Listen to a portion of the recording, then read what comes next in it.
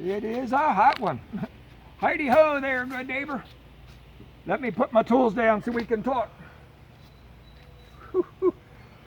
Oh, this heat reminds me of a problem. You know, a lot of us get a little hot under the collar. We get burnt up over some pretty silly things sometimes. Now, I know we've all been hurt. People have let us down. People have lied about us. Some intentionally did stuff to bring us harm. And boy, that can really make us boil on the inside. But you know, if those feelings aren't taken care of, it can hurt us worse than it hurts them. Bitterness can take root, and soon we get more than just a little hot. We want to get some vengeance. We want to settle the score. We want to take matters into our own hands. And that is not the way to go. No, no, no, no, no, no, no. My extensive study of philosophy and foreign cultures shows this problem of hurt and anger. It goes back for centuries. I was ruminating on an old tale handed down by the ancient tribe of the Binfordites. Seems these two boys grew up best of friends, working on either side of a creek, played together, worked together. Eventually they had their own farms. Well, Tim, he raised corn, and Al, he raised them cows. Wasn't too unusual to see Al over there in the fields at harvest time helping his buddy Tim bring in all that corn, and sometimes Tim would be in the barn milking them cows. Something happened and he just needed to help out. But then something happened. Nobody seems to know quite what happened, but they became enemies. First they were mad, then they just hated each other. They hated each other so much that Al tore down the barn that he and Tim had built. The very sight of that barn just made him angry.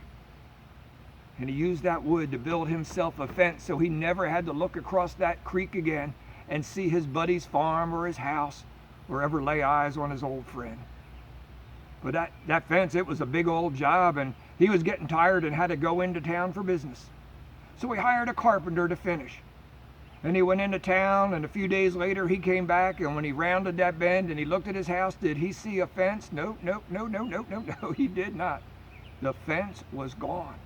And in the place of that fence, he saw where the carpenter had built a bridge over the creek, connecting the two farms and connecting the two friends and restoring the two families.